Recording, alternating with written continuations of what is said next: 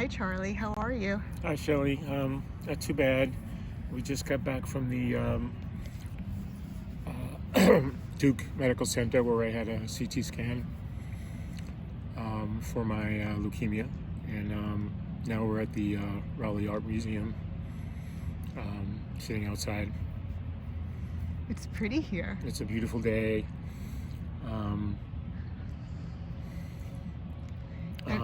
What are we going to do afterwards? We're gonna.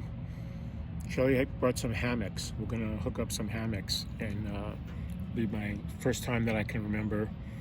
Although it's possible a long time ago, I was in a hammock. But so it sounds like something interesting and fun. And it's hard for me to have fun.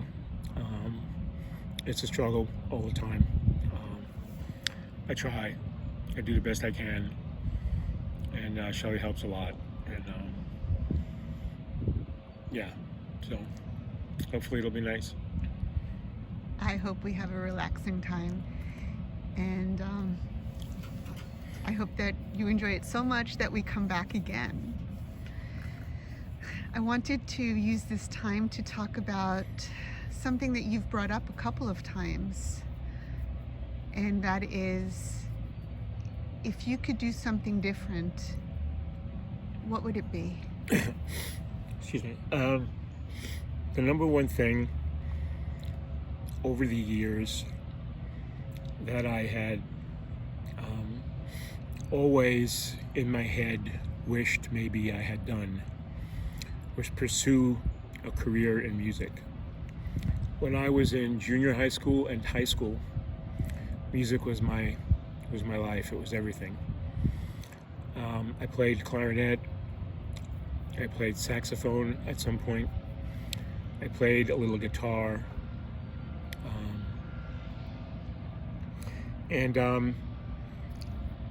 I did a little kind of composing, nothing too complicated, but It's okay to toot your horn. no, it was just a, Where did you play with a special band?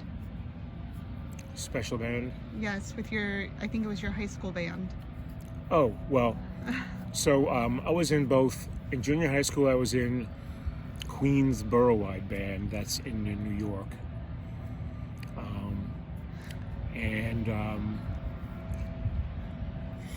I was eventually principal clarinetist. And then I was in All City High School band.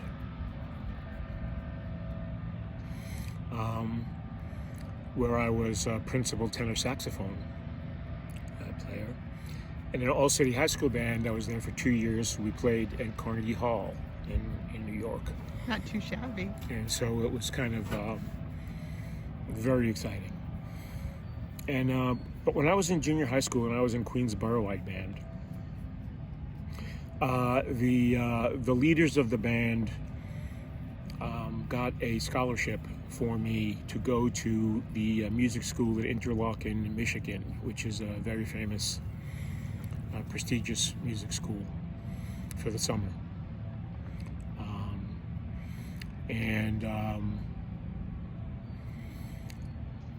I didn't go primarily because my mother was sick. She was dying from Lou Gehrig's disease, or ALS, and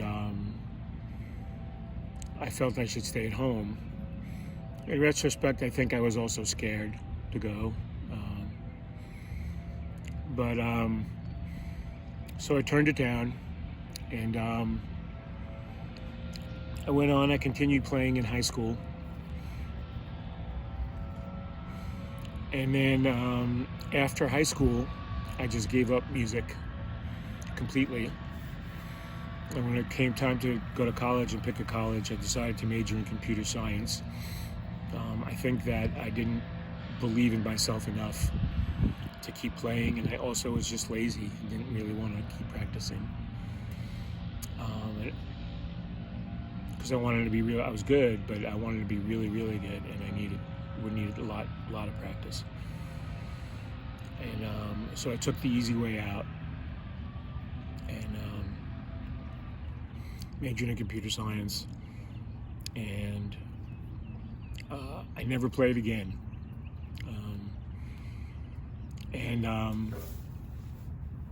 This is what I look back on, and with some regret, as how my life would be different had I pursued music. How would it have been different if I had gone to the music school, music camp?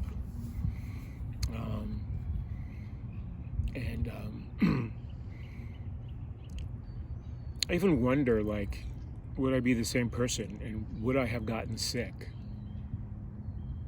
I don't know what one thing has to do with the other, but I just wonder,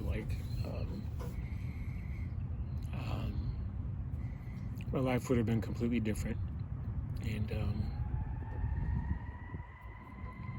maybe better. I don't know. So that's where it is. But I would encourage anyone to pick up an instrument. It's fun. What would you say to someone who has fear of living their dream? Well, yeah, I did have fear of living my dream, and then it's, becomes too late, and so you should try as hard as you can to pursue your dreams, and don't be afraid, because you might regret it later. Do you know that I have your tenor saxophone? I understand you do have that now, and I have my clarinet in my closet. Both instruments I could play again. Both instruments would need refurbishing, however. They've been tucked away for a very, very, very long time. And they would not be usable as is. And it will cost a decent amount of money to get them refurbished. And they would have to buy a mouthpiece, which could cost $300 to $500, if not more. So let me ask you a question. When the time comes and there's somebody else who can use this instrument, where would you like your tenor saxophone to go? Who would you like to receive it? It would make sense to leave it to Cooper, my grandson, but he, again, they would have to get it refurbished and all that before he could use it. And, that won't be a problem. But, yeah, I enjoy the clarinet. Sax is more fun because I'm very much into both classical and jazz music. I also like listening to country music, but when I was in high school, it was classical and jazz. Well, let me ask you, who's your favorite composer? So my favorite composer is Aaron Copland, American composer.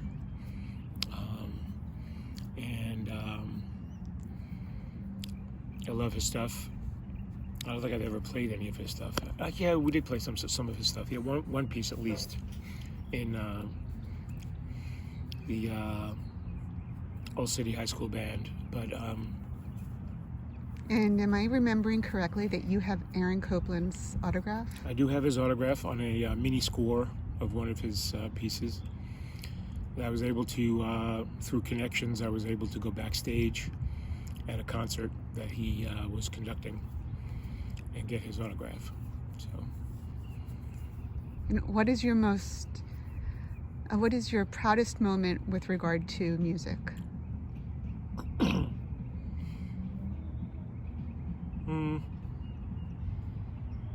It's a tough one.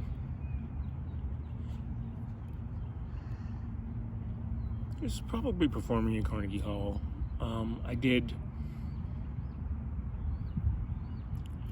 have some solo moments with the jazz band in high school, and I did have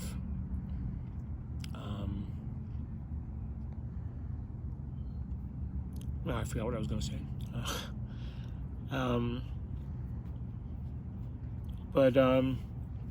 One really proud moment was this piece I composed. It was a duet for clarinet and tenor sax. A friend of mine played clarinet, and I played sax, and we performed it at my high school. That was a good moment.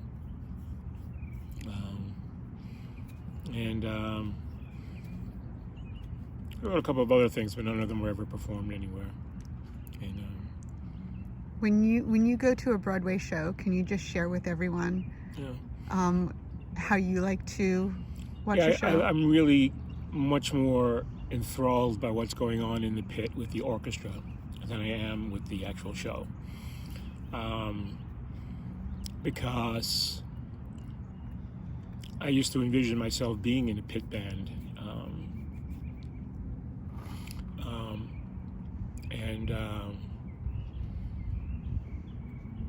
And my music teacher used to talk about playing in the pit. And he didn't like it. He said it's actually pretty disgusting because things come flying off the stage. And he was pretty funny about it. But I always envisioned myself doing that, and I'm always like jealous when I see the musicians down there. And like at intermission, I might run up and look down there and see what's going on because you can't see. It's hard to see down there. I also, by the way, had, I think at junior high school. Oh, this was a good moment. I was going to say in junior, I had my own band with a bunch of friends, and we used to play parties for people, and we played real garbage music, but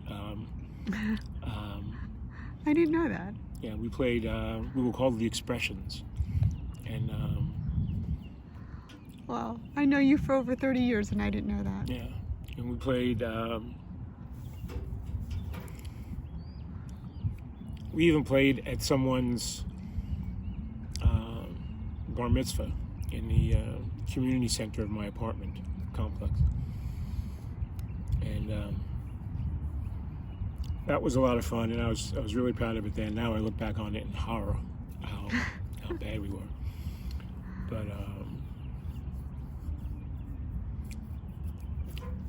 But then that was fun. And one proud moment too was we were in I think this was in Borough-wide band. We were playing music from Jesus Christ Superstar, and it called for a guitar player, and the band didn't have a guitar player, and I was principal clarinetist.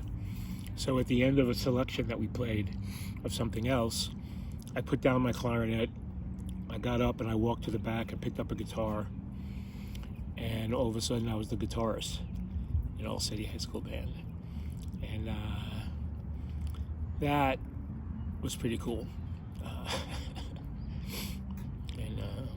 I can see that music makes you really happy. Yeah.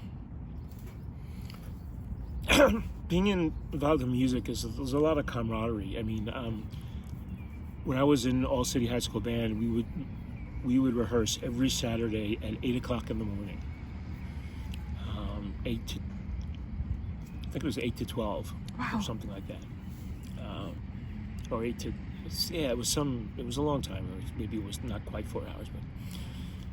And I would meet with my friends who were also in All City High School band, which you had to audition for to get in. And we would take the train in New York into the city that early in the morning, at like 7 o'clock in the morning, and to do rehearsals. This was like every Saturday for a good number of months. I forget exactly how long, but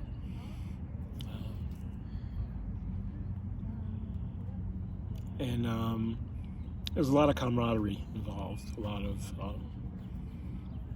of friendship, and I'm sorry that you don't have that part of you to express right now. And hopefully your message can be heard, and understood by other people, and maybe even Cooper will hear this and take up an instrument. Maybe. Bye for now. Bye. We're going to go hang out.